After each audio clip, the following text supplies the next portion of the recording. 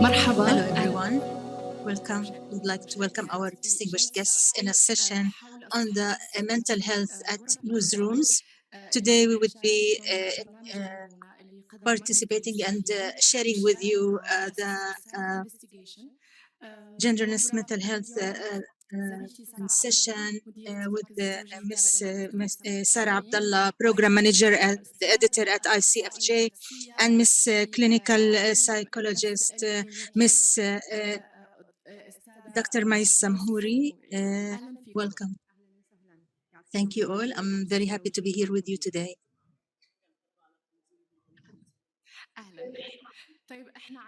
Today, we have a PowerPoint presentation. We would like to share with you the program, the flexibility program, and some lessons learned, as well as some material for journalists in the region.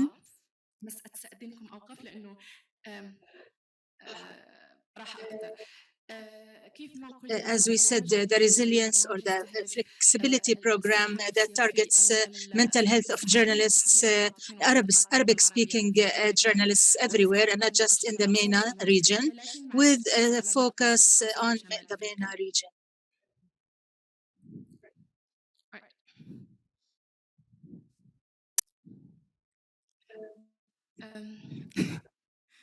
شو صاير بالصور؟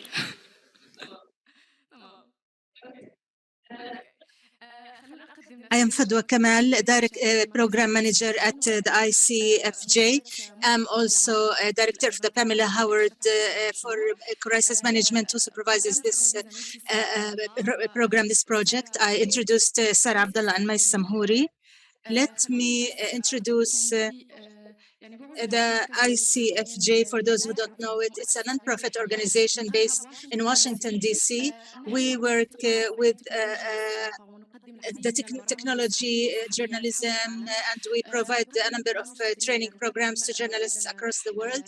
We provide grants, training, guidance, etc. Currently, in the area or in the region, we provide more than 100 programs in more than 180 states, and we train and collaborate with more than 132 journalists from the world. Our focus fields are informing about sensitive issues, investigative reporting, financial stability. We talked about the Pamela Howard for crisis management, World Crisis Management platform for all the journalists, regardless of their language. It is provided in different languages, including the Arabic language. We organized post-COVID. You know that the pandemic imposed a number of challenges, and therefore we created an online space to provide a number of training programs for journalists in all languages to concentrate on world crisis, disputes, misleading information, and climate change-related programs, in addition to reports and specialized guidance. If we go back to the resilience or flexibility program, it includes a self-based course. This self-based course is to provide training for male and female journalists in the areas that cannot access Zoom, and journalists who have pressures, work pressures.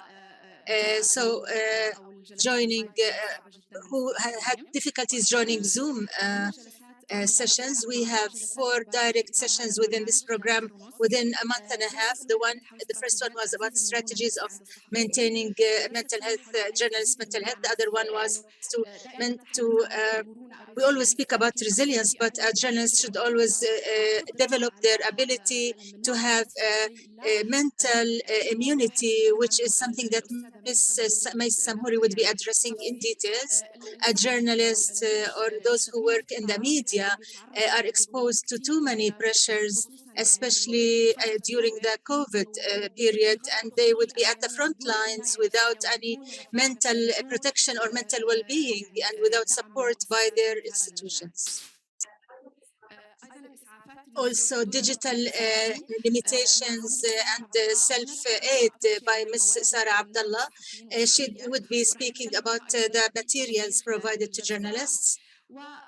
The third session, or maybe the fourth, would be on how to handle harassment or bullying on the internet. You know that many people are harassed or bullied on the internet, and this goes beyond harassment, with leading or keeping them with a lot of mental issues. Mais Samhouri, she will be talking about the significance of mental health of those working in the media and press in the region. My first question is, do you, do, the new belief, how can journalists and working in the media, media staff handle harassment and mental problems? How can they know what are the signs for a person to check with a specialist? You all know that it's such a difficult profession or career. People can be exposed to too many mental problems, whether the celebrities. This also includes the celebrities, not just the journalists. We see that when people are encountering individuals or the public, they would be exposed to online harassment. Not just that, not just the bullying that could affect them mentally. The nature of work could also affect the persons and lead them to mental problems or disorders sometimes. Harassments or bullying is another issue. We have many tips. I would be mentioning at the end of this discussion how you can handle such bullying, online bullying. The mental or the problems, there's the burnout, the occupational burnout, there's tension, anxiety, insomnia, the lack of ability to sleep effectively, high agitation, sensitivity, and they could also lose their passion at a certain age, which stage that leads to depression. On top of all that, unfortunately, we see that journalists or the people who interact directly with the events that could be brutal or shocking. They could go under the PTSD. They could suffer from the PTSD. People can suffer from this, not necessarily directly with the events. It's just the repeated events, the repeated interaction with the events would lead to a person to with this secondary PTSD, which doesn't have to be. This includes persons not directly in the event. How can we tell if a person, whether a journalist or any person who works in any profession, even housewives, how can they tell if they're at the stage that they need mental support or counseling or mental care? When a person starts to ask themselves, do I need to check? When a person asks this question, I would tell them, go. Start your journey, start your mental treatment care journey. And then if a person is unable to do their daily life skills smoothly, they lost passion, they can't sleep, they're always suffering from anxiety, tension, the problem of digesting, colon problems. I don't think anybody who works in the media now doesn't have problems with their colon. If you don't, raise your hand. Whoever has, please raise your hand. Okay, so this is one of the simple symptoms that are psycho-physical symptoms, including problems that can affect us physically, in addition, due to the mental pressure. How can we handle harassment? We usually tell the journalists or any persons who work on social media, we would tell them that bullying would take place. Eventually, they would take place. If we take an example, for example, comments on the Facebook, we would speak about harassment on Facebook harassment. A person who wants to go to the comment of any news and wants to bully or to speak some annoying words, they're usually not discussing an idea. We consider this as bullying. Even if they want to make an idea sound silly, or if you want to address any topic impolitely, this is their viewpoint or their own perspective. We wouldn't consider this as harassment or bullying. If they once they start to speak about the journalist directly in an improper way, then it is considered bullying. The repeated bullying by only one person, the repetitive harassment against one journalist, we will take this into consideration. And this is, of course, based on the international law. This person could be handled according to the cyber crimes law. But any random person who wants like to comment or maybe does not repeat, the person is not repeated, we would unfortunately find that the bulliers behind the screens are merely occupying their leisure time. They would write comments just to enhance or to strengthen any previous comment or opinion, or maybe to make fun of that person. After that, they would just switch to another page and forget about the comment that they already left, without knowing the impact of that comment on the person or the reader. And in this case, it's the journalist. I usually tell them, don't read the comments, because whoever wants to discuss a scientific idea would go to a forum or to a proper place to discuss an idea or to recommend alternative ideas. Comments is not a place where you take an idea or a point of view or change your own viewpoints. It's not a place for a discussion, honestly. Some might say, celebrities might come to my clinic and say, no, I want to confront. I would tell them, you could be able to confront, you could be able to read in order to get used to that. But whoever wants to take this or to open this door would need to have psychological support. The mental support is not only about confrontation or encountering. Sometimes you need to protect yourself. You should know if you need protection, or if you would be affected or would be sensitive. Sometimes people lose their objectivity in writing if they're too affected. When they start to read personal insults overlapping with the news items, labels, accusations, etc., the person would lose objectivity. And we find this after a while when we see a new or a fresh journalist with the new ideas and writings in a very different manner after an experienced 5-year journalist who has been strongly bullied on the internet. You would see the difference between both. And this Mais, we have other questions. We would like to remind the participants who are on the Zoom platform. We also urge them to ask more questions.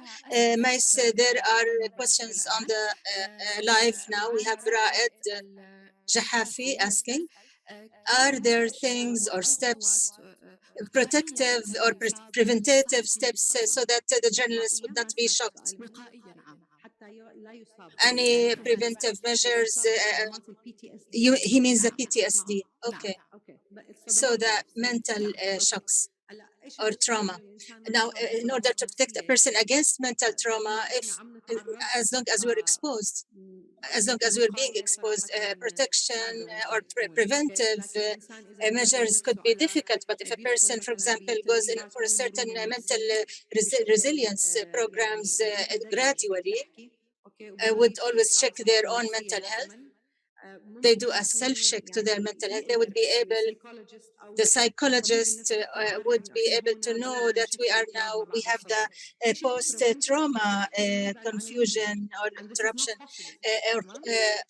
I want to speak about the profession. Many people, or the post-trauma people who get exposed to how to prevent this trauma, to maintain a quality life, a quality mental health life. We need to organize their food style or eating style to avoid certain routines. If they want to cover a certain news, if there's any sort of routine that they can keep or maintain on a daily basis. This would be necessary to help them with their mental happiness. Also breaks and support by their bosses, whether in time off or even the mental support would help them to keep going. If a person has insomnia or they start to think about work as they sleep and see pictures or images or flashbacks, this would mean that they started um, develop a post-trauma disorder. And in such difficult professions, we prefer that a person resorts to a psychiatrist every 3 months just to get some tips to organize their daily life again in order to avoid vulnerability to mental disorders. Thank you, Mais. Of course, among the lessons learned in this program, the stigma, the mental health related stigma. I think that mental health is something that is linked to stigmatizing. If a person goes to for psychological support, this means that this person has some mental disorders, which is not true. We would go in the presentation.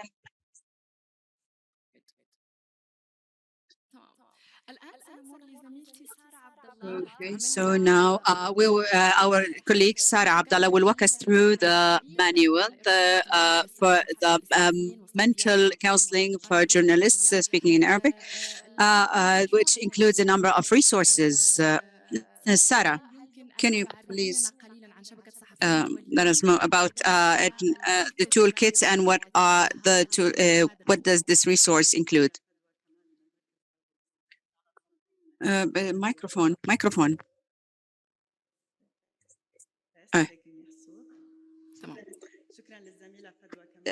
Thank you, Fadwa Kamal, for organizing this session, and thanks, Dr. Mais, for this introduction regarding the international network of journalists. A number of followers who are with us today. I thank them for being with us, the followers of ICFJ, and they provided trainings and resources. We provided in 8 languages, and among them Arabic language. And lately, we've cooperated with Pamela Howard to produce a number of resources regarding flexibility, resilience, and psychological support. These resources include ways on how to manage the selves in the newsrooms, how to lessen the pressures, how to make sure they're not burnt out jobs, and how to avoid such burnout by journalists. And we give them some consultations to maintain their psychological and mental health during crisis. And what's more important is the digital psychological health, and how can a journalist put digital limitations for his use of electronics and emails. I will discuss this issue in details later on. Okay, in brief, how do you usually select these topics how were the topics selected in this procedures manual? Actually, there's a number of resources related to psychological health, mental health, to journalists and others, and at the end, as a journalist is a human, and among the guidelines that we've set, we've sought the help of some resources so that a journalist can maintain his daily life, have space, go out, refresh, practice his his hobbies, and so on. But what distinguishes this manual is that we explain some of the new terms, especially those related to the digital psychological health or mental health. So, and I will discuss this more, or I will elaborate more on that later on. Thank you, Sarah. I will present to you some numbers. It's not a very big program. its team is small, but its impact is very humongous. It had included more than 2,000 journalists around the world in more than 60 countries, and up till this day, the training is in its 54th day. It had included six the psychosocial trainers. And as Sarah had said, there are six resources that are available to journalists in the Arabic language, and hopefully later on we'll have them in other languages. The certificates that participants receive prove that we need more than one program that operates or that sheds light on the importance of mental health and those who work in this field, especially in the mental status. These certificates from participants in the self-paced course and participants in direct sessions. You can check this after this session. As for lessons learned, we as a team in this work team in this program, we communicate with participants on daily basis, and one of the main learned lessons in this program is that many of the participants think that burning out in a job is part of the job, and this thing needs to be rejected to get rid of this idea. We cannot be journalists, successful ones, who if we're not stable mentally and psychologically. And psychological issues are always hidden because they're linked to stigma. And many of the well-known organizations in this area don't give much attention to mental health, and they don't care about the self-care of journalists. As for and more of the learned lessons that we we should work on more to promote more later on is that we need more efforts to be exerted in this field, and we need more programs, more support, and more grants, and so on. During this program, we are divided into three parts: direct sessions, self course through internet, and recorded videos. And the third part of this program is to present procedures manual in Arabic language, so it's available to them for free. But we need to provide individual support for journalists. It's not enough that we provide a training or sessions, direct sessions, and so on, or self-paced course, or so on. Organizations need to provide this support, and this is a call to all those organizations and institutions who have funding to work on this aspect, to support provide individual support to journalists, and this is what is missing at Mintens. Also, to extend the duration of this program, or the life cycle of this program. So we've extended for one more week, but I don't think 1 or 2 months are enough to address, or at least to shed light on all the issues that journalists encounter, and as I said at the beginning of this session, who suffer from lots of pressures. They work in different difficult environments, high-risk environments, especially after during the pandemic and afterwards, and to work sometimes 24/7. So I said this is an open call to all organizations, supporters, even individuals who give attention to this issue, and the courses that we present now are still open, that are related to self-paced course and others. The live sessions have ended, regretfully, but we will conclude this session with a word from all. There's a final word from the speakers with us today. I will start with Sarah, who will tell us more about the resources that this network provides. Thank you, Fadwa, for this introduction. I would like quickly to mention what are the resources that we use. It's a resource about the digital mental health, the importance of of these resources regarding digital mental health, especially after the remote working during COVID, when a journalist is working alone at home, will regain many of the old sad memories about maybe things that he've seen during covering the victims of certain conflicts. So the importance of these resources have increased lately. I will start with a definition by WHO about mental health that could be implemented on the mental health of journalists. It's the well-being of an individual who can express and maintain his capacities on daily basis, psychologically and socially, and can be fruitful and positive in his work. This is the role of a journalist who enjoys all self-capacities, individual capacities, and can face the pressures that are in the newsrooms in order to produce fruitful and beautiful work that has an impact on the society. Also, allow me to identify or define what is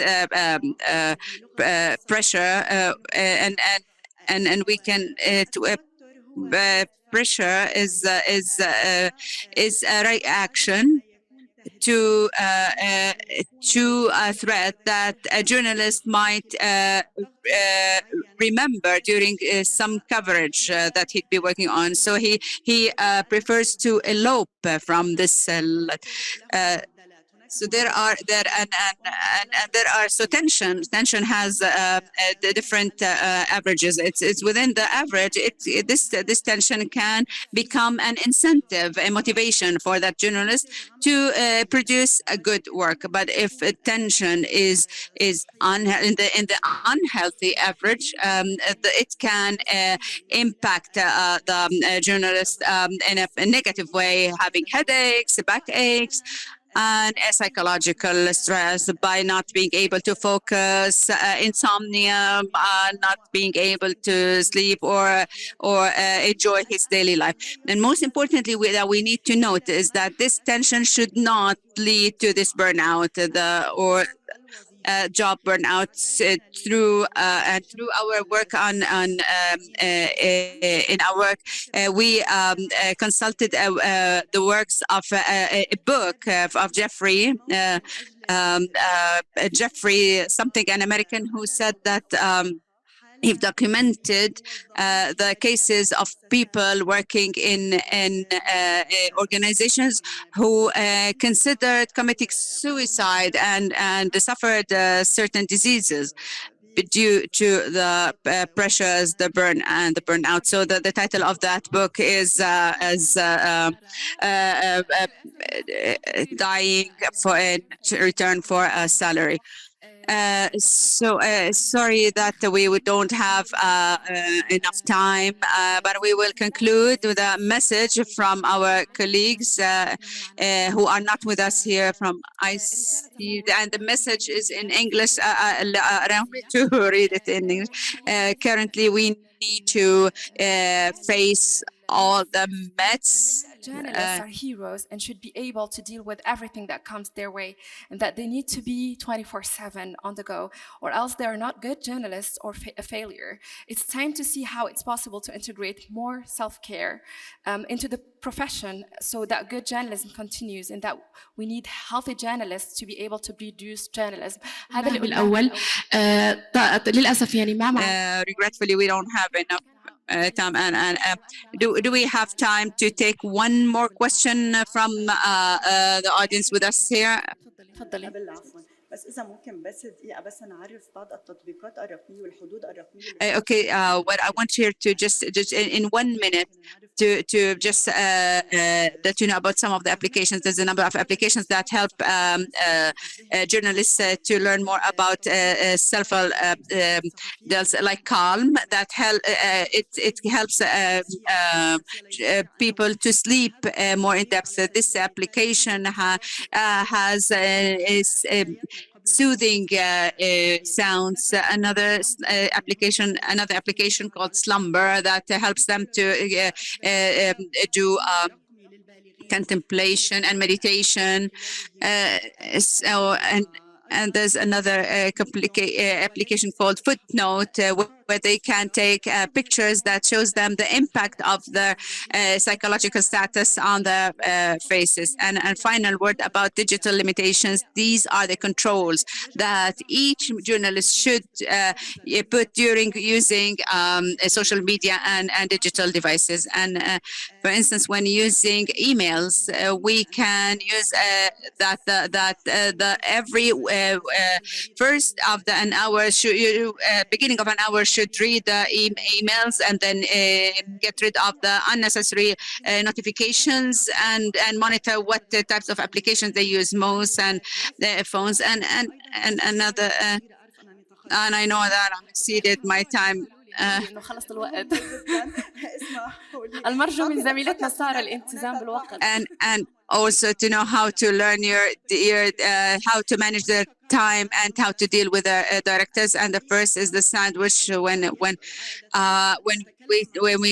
when they discuss with the supervisors how to start with, when you talk with the supervisors, is to have positive criticism in order to come to the conclusion, and not to let the director or the supervisor be in a defensive way. And then when we talk about we say I do, I make, and not you. So we should not put the blame on that person. And another important rule is that to lessen the pressures at work, and to see if the work is important or very urgent to be done. But if it's not urgent, let's discuss with the supervisor about how it should be done. And so that the journalist can go around and does his hobbies and so on. Sarah, her supervisor, is here with us, so she's using the sandwich technique with him. Thank you. And I conclude with our guest, Maysam Houri. She's a psychosocial specialist, and so just in brief.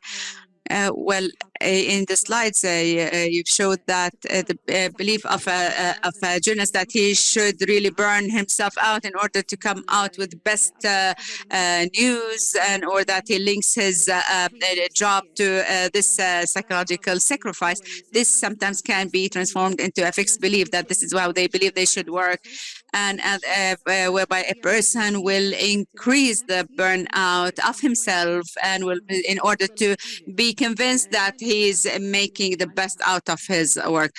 And just like people who think that I should suffer in my life in order to succeed, this is how they start looking unintentionally for the suffering, and increase the suffering subconsciously, just to because this is how they believe that this will lead them to best impacts. But when it comes to this best result, they'll be burnt out by then.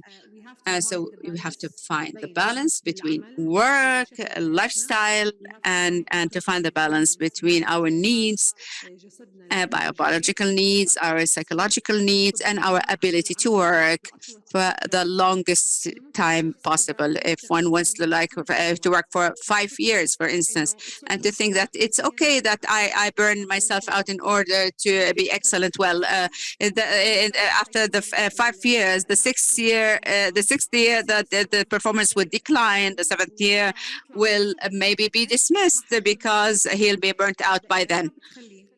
So if there is psychological support, mental health support, where journalists can keep on working the same place with the same quality, and this is where he's given attention for his mental health, for the quality of his life, the issues that he faces. That's when he excels more. Another point that you've talked about, individual sessions, and that the trainings in general about psychological health. Well, these are usually informative sessions, psychoeducation only. They're not, there's no remedy, there's no treatment in these. The person will go back and take this information back with them. Some of them can reflect this information on themselves, and some others will just take this information and dismiss them. So that's why individual sessions healing and treatment is based on individuality of treatment, and every person has a way in his reactions with a treatment. That's why we adapt the psychological treatment according to the need of each person, according to his environment, to his level of intelligence, the intensity of tension he faces, and that's why it is very important to conduct this individual psychological and mental support. Thank you very much. I'm happy to be with you. Thank you very much. I remind you here that we're here for the whole day to answer any question you might have.